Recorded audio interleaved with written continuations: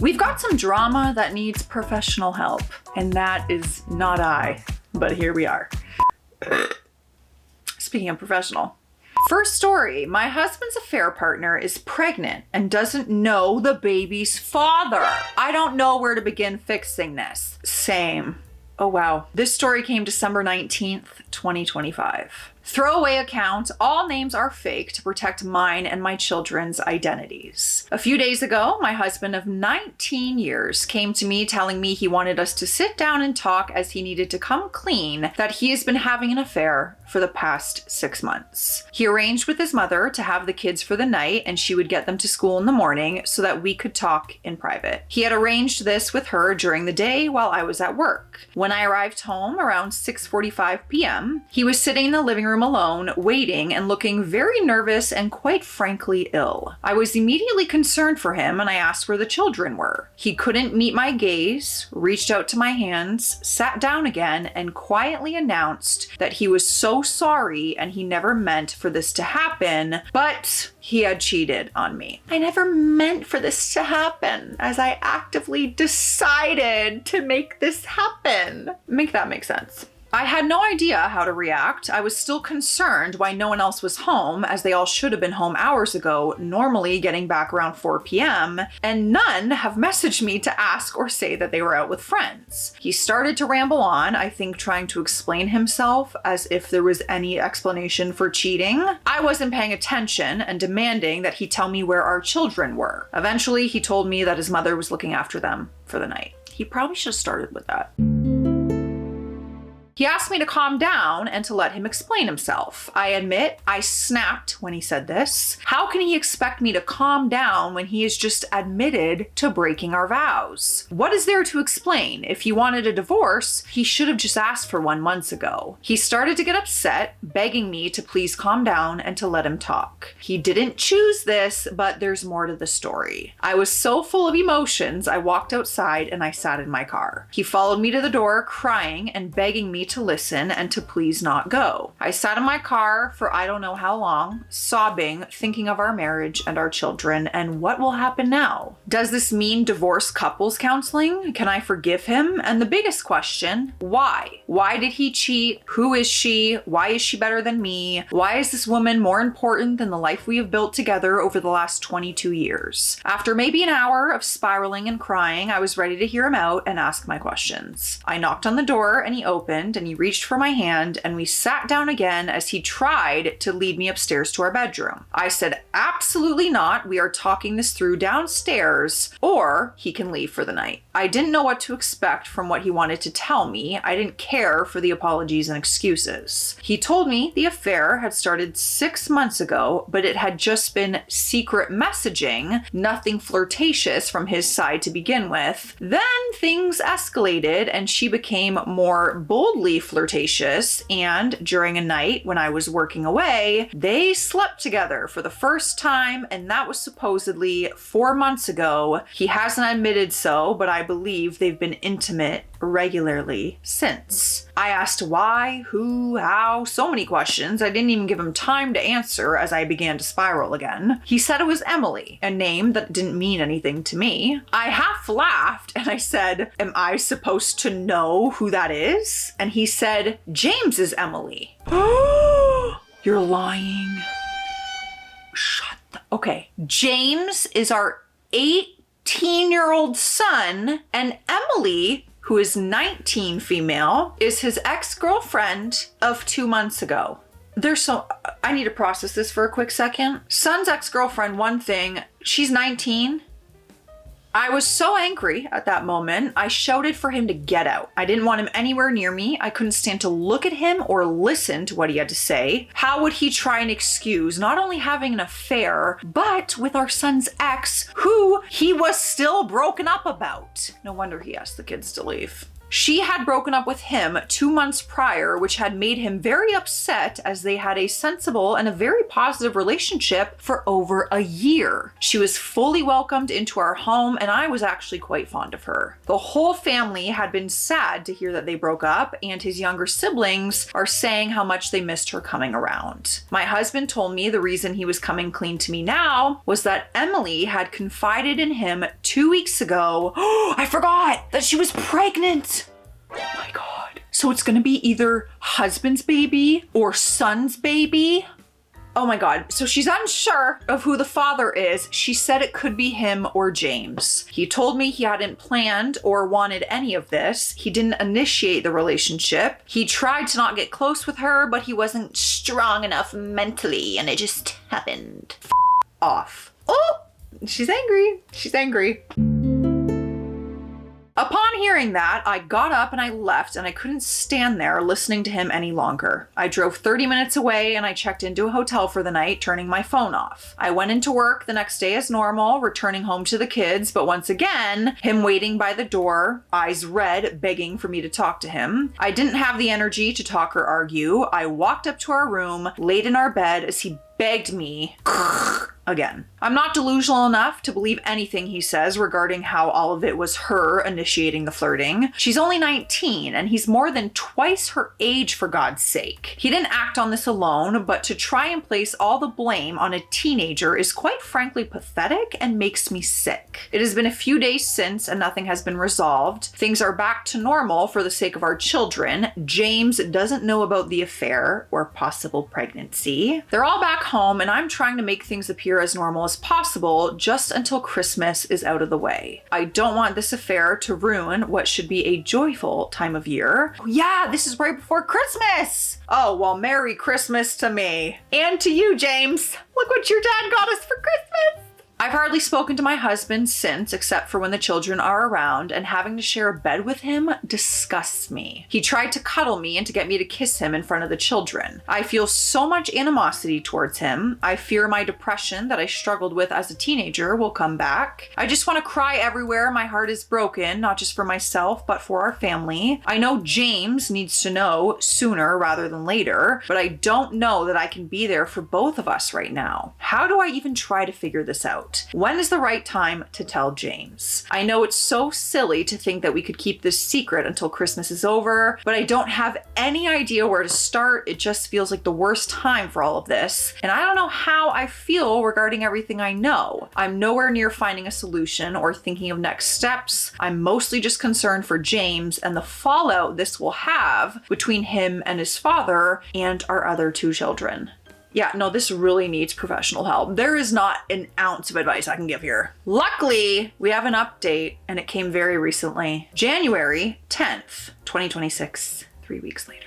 That night, after my children were in their rooms, I sat down with my husband and I told him that I didn't feel comfortable sharing a bed with him anymore and that he needs to come clean to James about what he has done. I told him that I was going to contact a therapist for myself and for James, as some of you suggested. I would ask them if they think it's best for James to be told in their company for additional support. My husband didn't have anything to say. He would just sat there basically taking it all in. I think that was when he started to realize just how much he messed up. He told me he would be getting a hotel room for the night and staying with family or friends for the time being. I was able to speak to a therapist that Sunday, and after speaking with my sisters about everything, I thought it was best to tell James as soon as possible, as I had now known for a week. My sister took my 2 other kids for the day. They were reluctant to be away again. They knew something was up. I told them that once they came home, I would explain everything to them and that we would be okay. No one is ill, so I told them not to worry, and I gave them both a hug. With me there, my husband spoke to James, and he told him similar to what he had told me, but without the excuses and begging for forgiveness. James was quiet for a very long time, so my husband just went to another room to give us time alone. I don't want to go into how James was, as that's not for me to talk about, but he was obviously very hurt. We spent a long time talking and consoling each other. James then went for a lie down, and my husband left for a bit. That evening, when my sister dropped my younger two home, their father came back and he explained to them about having an affair and that it was with James's ex-girlfriend. We decided not to tell them about the possible pregnancy at this time until the paternity is determined and more is concluded about that I'm dealing with the affair and possible pregnancy as two separate issues. James and I have both gotten STD tests. Oh my God, I didn't even think about that.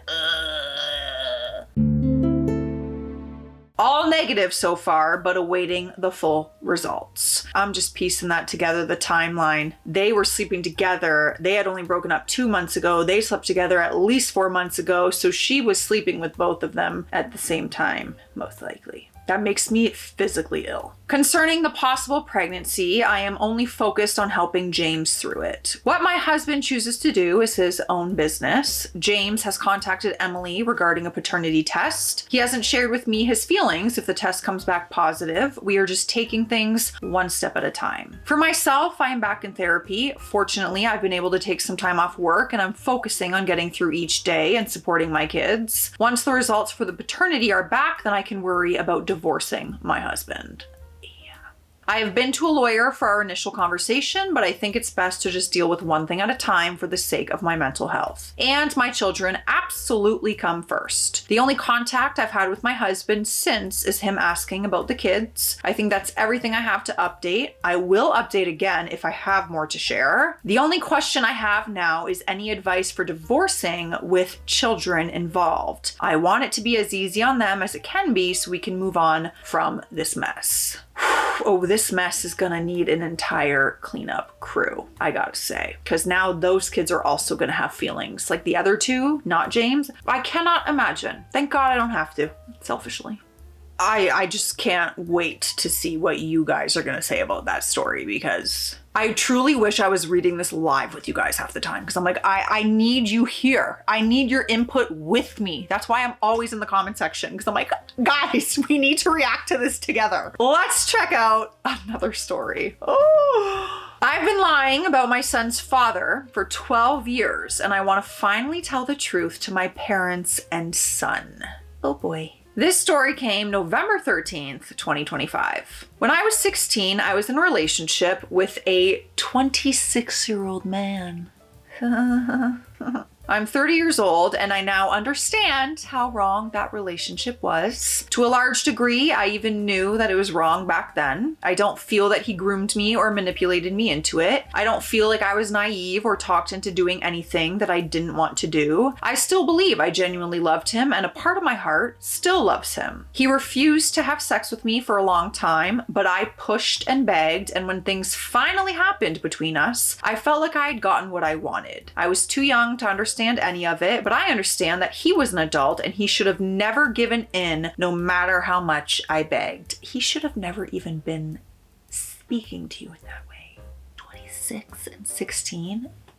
Ugh. That makes me sick. I know he felt guilty about it. When I was 17, I got pregnant. He asked me to marry him, but I said no. He had several mental health issues, clinical depression to a point of hospitalization at one point. By the time he asked me to marry him, he was really spiraling and I think just grasping at straws for things that he felt would make him happy. If we had the baby and got married, he would be happy. But I knew that it wasn't the case. I was scared of what was happening. Oh no. He took his own life less than 2 months later. I've never told anyone who my son's father really is. My family has no clue that this man ever existed. Only my best friend knows. I lied back then and said I met someone at a party and I didn't know who he was. It was a terrible lie because as crazy as it was for me to have been involved with this adult man, it was even crazier to imagine me going to a party and having a random one-night stand with somebody I didn't know. That is not something I've ever done, and I don't know how anyone who knew me back then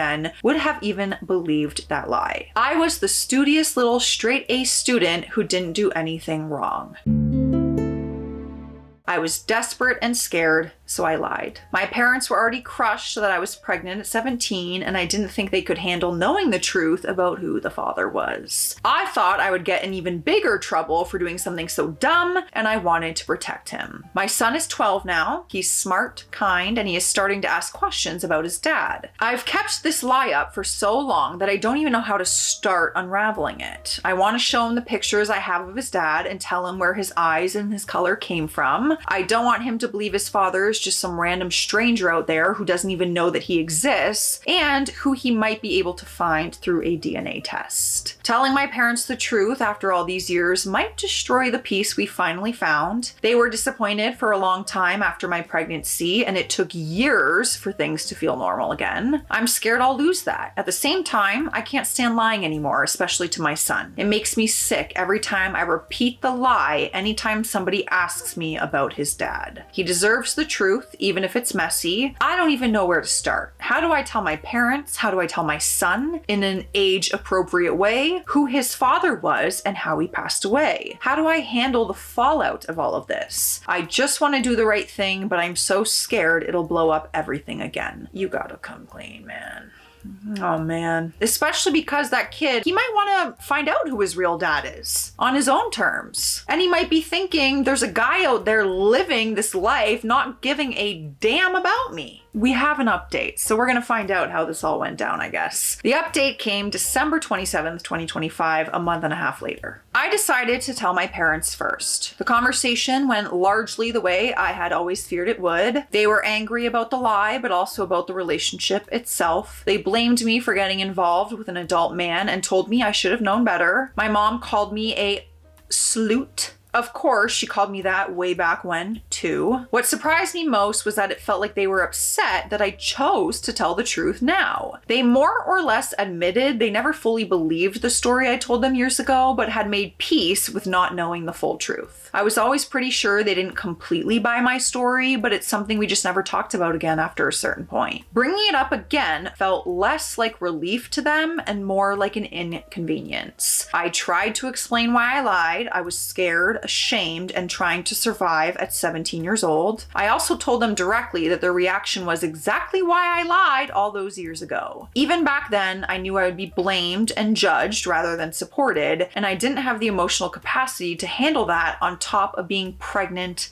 and grieving. Yeah. Listen, whether the relationship was right or wrong, you loved this person, you got pregnant by them, you watched them struggle, and then they took their life. And now you're just raising this child on your own at 17. I can't even begin to imagine how you got through that. Truly. At the time, I was still very much in love, or thought I was, with this man, and I wanted to protect him as well, even after he was gone. I want to add some context because I think it matters. My parents have always been very supportive of me in tangible ways. They supported me when I decided to keep my son. They helped me raise him for the first half of his life. Because of their help, I was able to go to college and build a stable life. They love my son deeply, and he is very close to them. That's what makes this so complicated.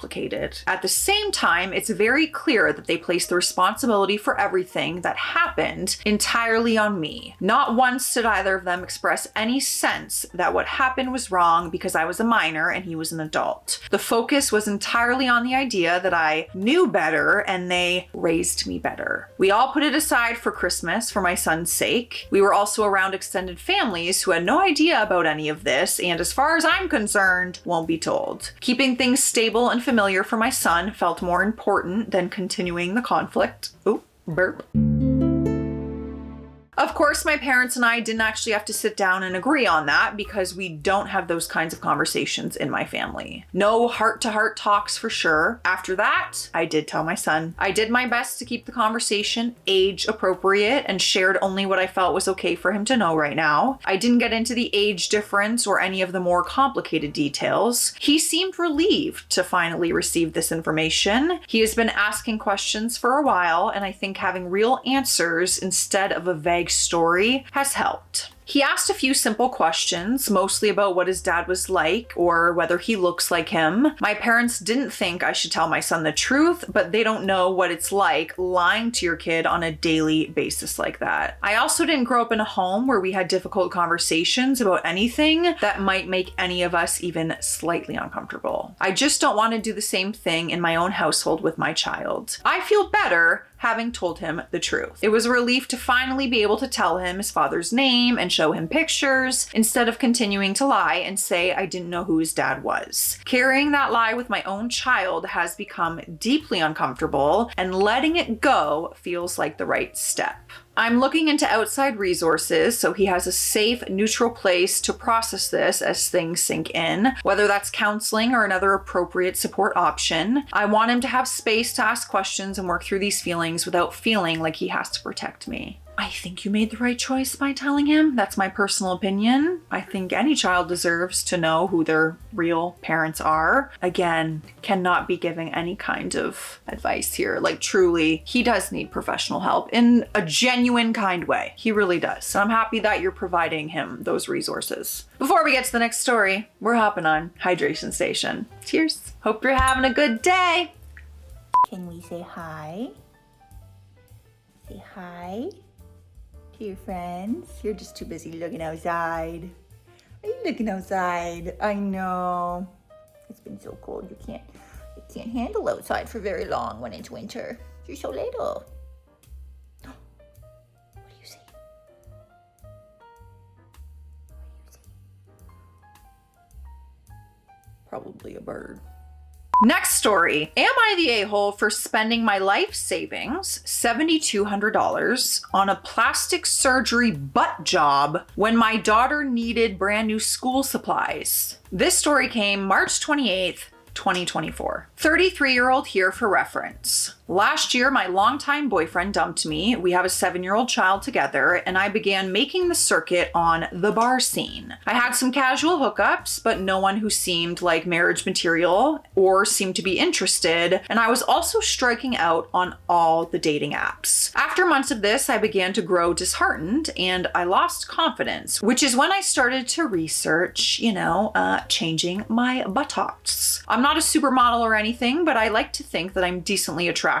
However, my backside has always been the part of my body that I am most self-conscious about. I had a consultation with a doctor. We went over the operation, and I decided to have a BBL as well as 1100 cc implants placed overinflated to 1150, which is a standard industry practice for those who don't know. I don't know what any of that meant. So the final cost of everything included was about $7,200, which was all the funds in my savings, plus dipping into my checking for a few hundred, which isn't a huge deal for me. I had to make some spending adjustments, cancel a few subscriptions, and overall be a lot more financially cautious. But my daughter wouldn't go hungry or without heat. The surgery went off without a hitch, and I received the augmentation. Fast forward about 6 weeks, and I'm still healing, but mostly healed. Last week, my daughter came home from school with a note from her teacher saying that her class is collecting school supplies, such as markers, glue sticks, tissues, etc. There was a laundry list of supplies of about 20 items. I did the math, and the supplies would come out to around $65. The note said each student is required to bring these supplies, which really didn't sit right with me, especially because I bought most of these supplies for my daughter at the start of the year. Wait, is this for donating or is this for your daughter? Okay, I might have to take back my apology. I thought you meant like your daughter was gonna go without school supplies. Wait, did I say take back my apology? Take back for calling you an a-hole. What did I say? Forget it. I'll watch this back later and realize what I said. And yes, spending the extra $65 would place a significant financial burden on us for this month's food budget. Fast forward to yesterday, and Grandma, my mom, comes over and is watching with my daughter while I get some chores done. I have fallen a bit behind on chores from resting up from the operation. My mom said she was taking my daughter to the store, and I said that was fine. They came back an hour later with 2 bags full of school supplies and my daughter wearing a brand new backpack. I was understandably obviously a bit angry and confused, and I privately talked to my mom in the other room. For background, I always give my mom my debit card when she goes to the store to buy groceries for my house because she is on a tight budget and can only maintain herself. I figured she was going to the store to buy food for my daughter for the rest of the week, which she does often, which is why I didn't think anything of it. Turns out my mom saw the note from the school and took my daughter out to get the items using my card. I explained to my mom that I told my daughter that we couldn't afford to contribute to these supplies. My mom said that my daughter told her about what I said, but decided to take her out anyway. She said it was ridiculous that I spent so much money on my augmentation and that it wasn't fair to send my daughter to school as the only one without contributing supplies. She also said my daughter's been using the same backpack for over 3 years and it's stained and torn, and that I should be ashamed for not buying a new one. I was honestly pretty pissed at her and her accusations, and I told her how I spend my savings is none of her damn business. I told her that my daughter had her own perfectly good school supplies and that a 7-year-old doesn't need a brand new backpack every year or two, especially because I know she's going to get it dirty with goldfish dust and dirt at school. So, am I the a-hole, or is my mom overreacting and getting involved in something that's not her business? Parents, I am definitely gonna need you in here. You guys are professional at parenting, you know? We have an update. I don't know what the update's gonna be, but the update came 27 exact days later, apparently. April 24th. It's been almost a month since I last posted. Despite the many toxic commenters and miserable people spewing vile hate, I'm not surprised. There were some constructive comments, and I want to thank you for those. The feedback, as well as some talks with my mother, have given me a lot to think about, and I have come to the conclusion that the operation was a selfish mistake and I regret it. I'm up late at night imagining how my daughter will view this incident once she gets a little older and the things that she will think. My implants will serve as a constant reminder to my daughter of the mistakes that I made. They will also be a reminder to myself of my guilt and my mistakes. That is why I have decided to remove my implants. Well, it's already done. It's not like you get your money back if you remove them. I have spoken to a doctor about the costs and risk associated with a removal procedure once I was sure that it was the right decision. It was explained to me that for the removal to be as safe and successful as possible, the incisions have to completely heal before he can go back in and remove the implants. This will minimize scarring as well as any risks or infection or any complications following the procedure. The cost of the operation will be ballpark of $4,500. Girl, just keep it at this point. I paid a deposit for the operation on a credit card, knowing full well that I would have no problem making the payments and paying it off. My implants have fully healed and all but fully dropped, and I'm scheduled to receive the operation in 2 weeks. Well, that just feels like a complete waste in my opinion, but okay. And now you're just putting yourself in more debt. Okay, I don't know. In this time of reflection, I have also been dating a wonderful man who loves me, implants or not, and we are approaching our 1-month anniversary. I've had some discussions with my daughter following my last post, and I explained to her how much I love her and that nothing is more important to me than her. My relationship with my mom is still a little rocky, but I think she's just happy that I'm getting the implants removed. She is set to drive me to my operation and has not made any more hateful comments since I told her of my decision to remove them. I am hoping to repair this relationship as time goes on. My daughter is young enough that she won't remember this episode, and it will hopefully be nothing more than a bad memory for me for a few months down the line. Okay.